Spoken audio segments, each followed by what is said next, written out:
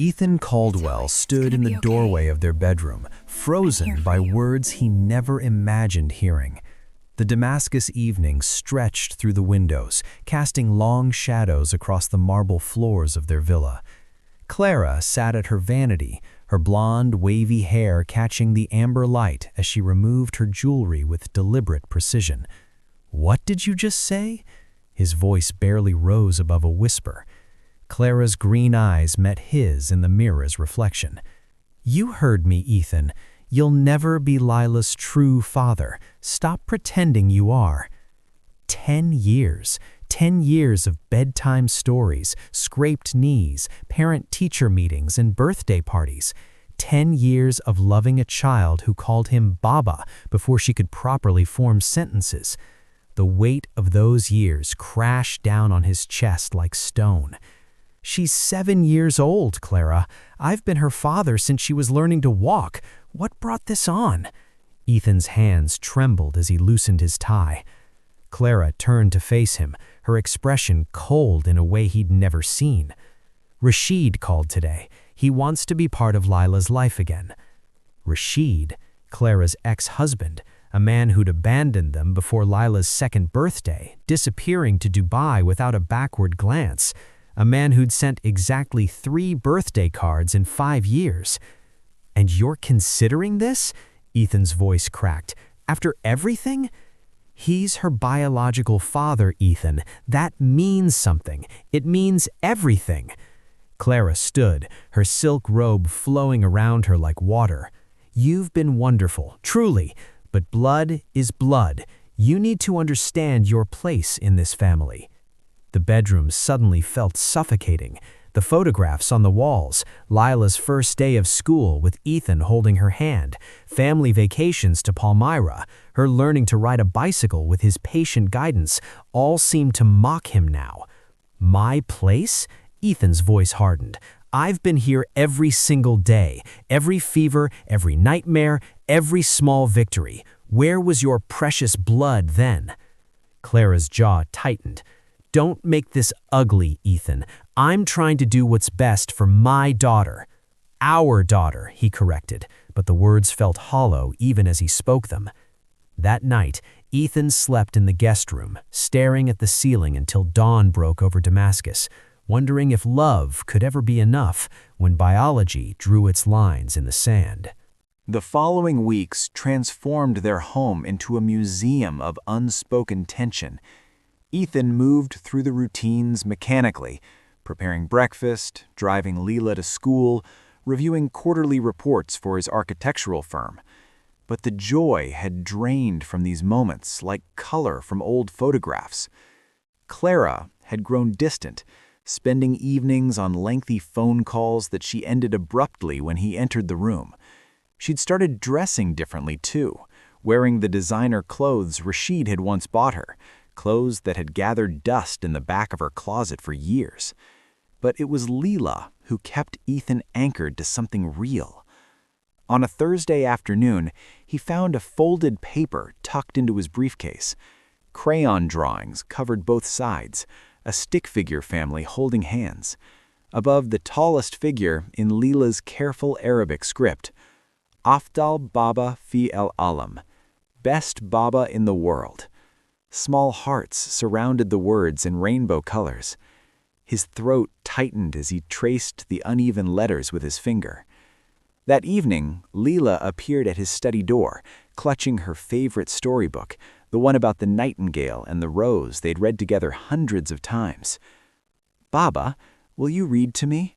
Her dark eyes, so like her mother's, held a vulnerability that pierced his heart. "Doesn't Mama usually do bedtime now?" he asked gently, aware of Clara's recent monopolization of evening routines. Lila shook her head firmly. "I want you. You do the voices better." They settled into the leather armchair together, Lila's small body curled against his chest. As Ethan read, giving each character distinct voices that made her giggle, he felt her relax completely, her breathing slowing into contentment. "Baba," she whispered as he finished the last page. "Yes, Habibti?" "Why does Mama look sad when she watches us together?" The question caught him off guard. He looked down at Leela's upturned face, seeing a wisdom beyond her 7 years. Sometimes grown-ups have complicated feelings, sweetheart. It doesn't mean anything about how much we love you. But you won't leave, right? Like how Lila's father left her class last year? Ethan's arms tightened around her. Never. I promise you, I will always be here. Later that night, after tucking Leela in, Ethan found Clara in their bedroom. She sat on the edge of their bed, mascara smudged beneath her eyes. "She asked for you," Clara said quietly. "She always asks for you. Clara, we need to talk about this. Really talk." But she turned away, pulling the covers over herself. "Not tonight, Ethan. I can't tonight." Rashid arrived on a Friday afternoon, driving a silver Mercedes that gleamed arrogantly in the Syrian sun. Ethan watched from his study window as Clara descended the villa's steps, her movements graceful and deliberate. She'd worn her emerald dress, the one Ethan had bought her for their anniversary, and styled her hair in soft waves that framed her face perfectly. The embrace between Clara and Rashid lasted too long. Ethan's jaw clenched as he watched Rashid's hand linger on the small of her back, watched Clara laugh at something he said, her head tilted in that way she once reserved for Ethan alone. "Baba, who's that man with Mama?" Leela appeared beside him, her small hand slipping into his.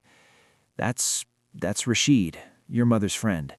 The lie tasted bitter, but how could he explain this to a 7-year-old? Leela's brow furrowed. "I don't like how he touches Mama. She only smiles like that with you." From the mouths of children, Ethan thought grimly. That evening, Clara insisted Rashid join them for dinner. The meal was excruciating.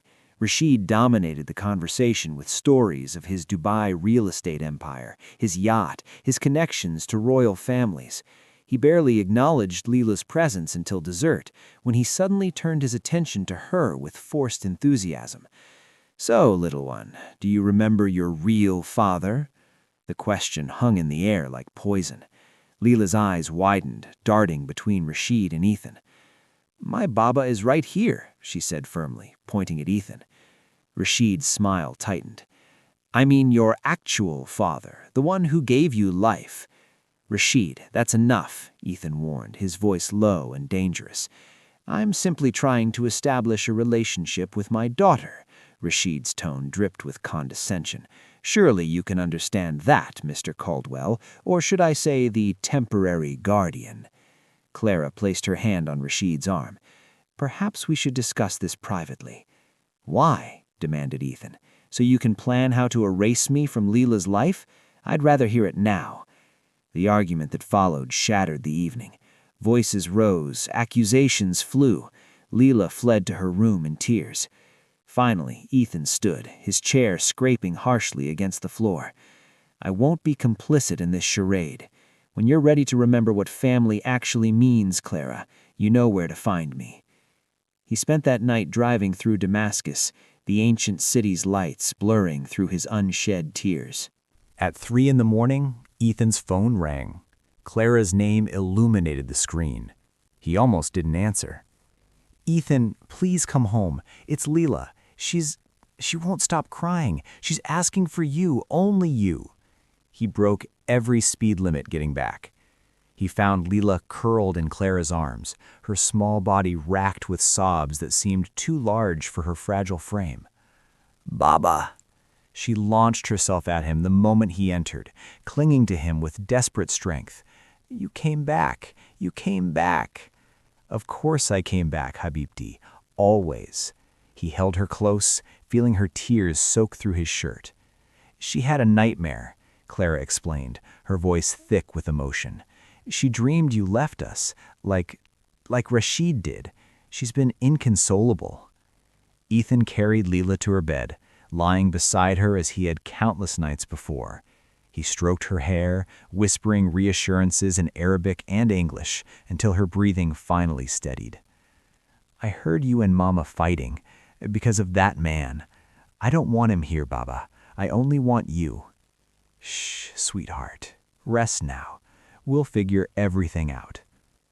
When Leela finally slept, Ethan found Clara waiting in the hallway.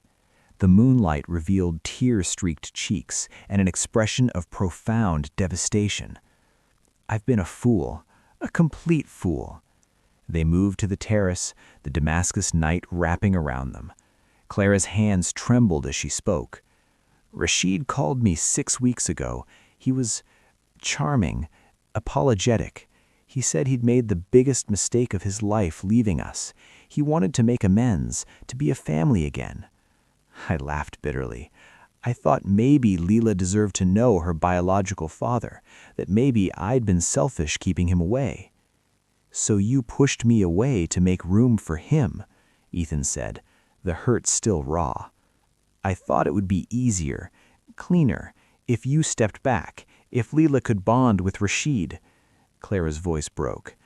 "I convinced myself that biology mattered more than everything you've done.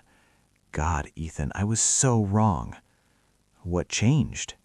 Clara's eyes met his, glistening with tears. "Tonight, watching our daughter break down, calling for you, seeing the way she looks at you, the way she trusts you completely. And Rashid, he spent the whole evening talking about himself. He didn't ask Leela a single question about her life, her interests, her dreams.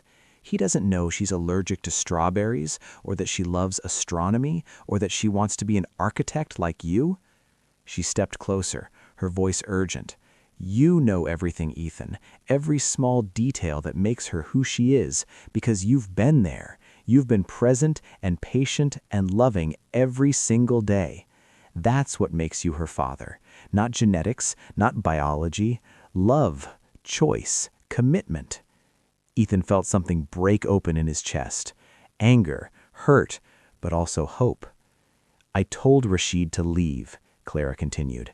"I told him he lost his right to call himself her father the day he walked away. And I told him that Leela already has a father, a real one." The path to healing wasn't instantaneous.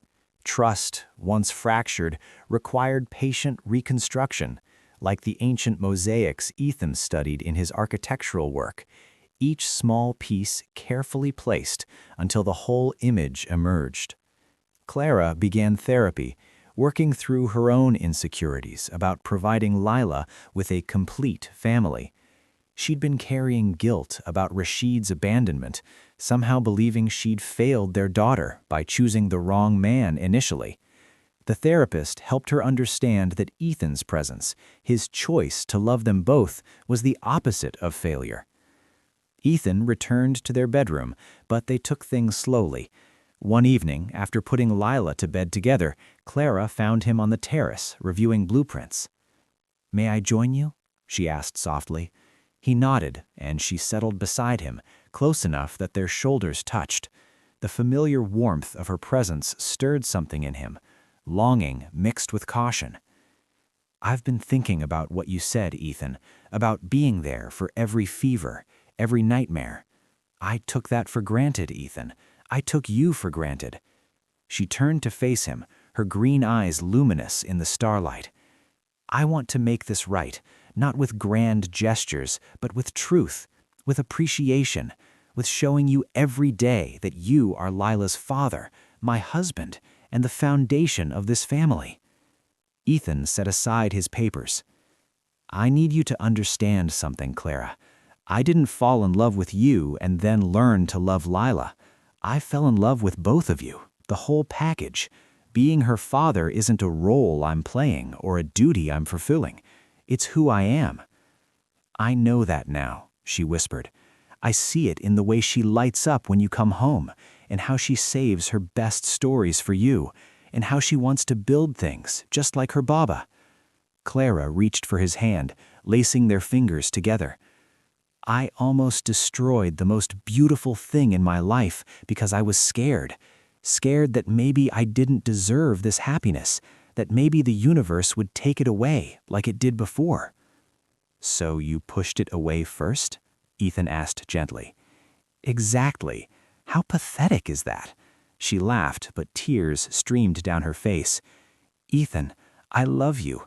I've loved you since you first made Lila laugh when she was going through her terrible twos. I love how patient you are, how steady, how you make us both feel safe."